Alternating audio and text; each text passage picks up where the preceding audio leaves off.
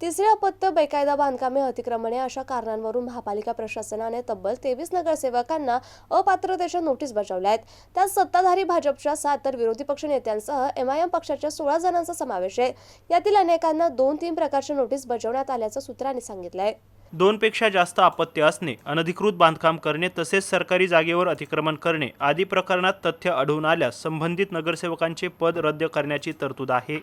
त्यानुसार विरोधी पक्षातील पदाधिकारी आणि कार्यकर्त्यांनी आपल्या प्रभागातून विजयी झालेल्या अनेक नगरसेवकांविरोधात तक्रारी दाखल करण्यात आल्या आहे। या तक्रारींच्या अनुषंगाने नगर सचिव विभाग, जन्म मृत्यू विभाग, अतिक्रमण विभागाकडून चौकशी करून अहवाल मागवण्यात आला होता। हा अहवाल प्राप्त होताच प्रशासनाने 37 नोटिसा बजावल्या आहेत।